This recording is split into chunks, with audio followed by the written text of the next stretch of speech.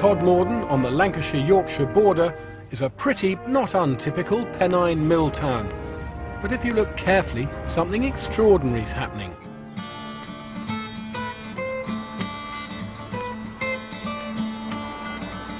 The vegetables are taking over. Flowers and ornamentals are out. Incredible edibles are in. And it's all the brainchild of committed veg activists Mary Clear and Pam Wallace. We'll make this a full herb bed. It's fantastic, and you've got Novice and some there. varieties The of Novice is mint. doing well. And they've been doing it all without getting the council's permission. I've hooked up with Pam and her mate Nick for a spot of guerrilla gardening. We're planting raspberry bushes by the side of the local recreation ground.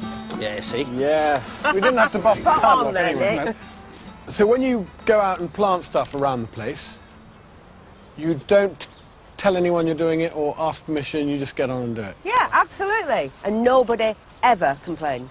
You know, there's a lot of derelict land all over the place. Absolutely, yeah. That, you know, nobody claims, nobody looks after, places that are unloved. Just take them over and grow on them. Communities can do that all the time. Sure. Well, let's love this bit of land a bit.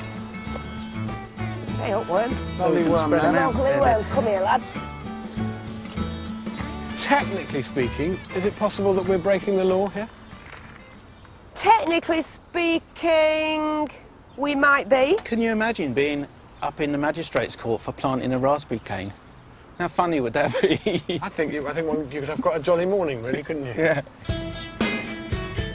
Pam and Mary have a bold ambition to make Todmorden self-sufficient in veg within just 10 years. Are there signs that people are harvesting? Yeah, of course there is. Excellent.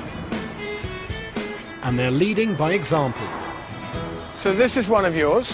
Yes. This is the bus stop right here. Yeah, yeah. So people can pick their herbs Yeah. and get on the bus. Love it, just doing really well. I might take a bit of that, actually. People say, why would you do something that other people can take? And once you explain it to them, they go, I've got it. I've got what it's about. So it's propaganda. These are propaganda beds. Can we grab a few things from here? There's some nice We little certainly leaves. can.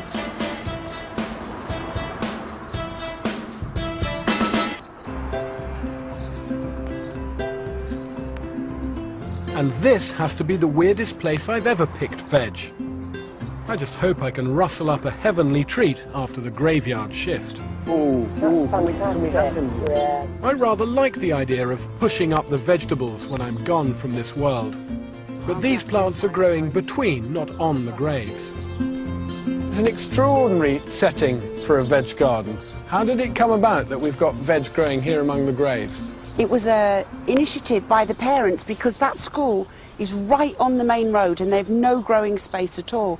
So many children are brought up as well to be afraid of graveyards and see them as spooky places, and now they're edible places. And the great news is that the council has now got fully on board.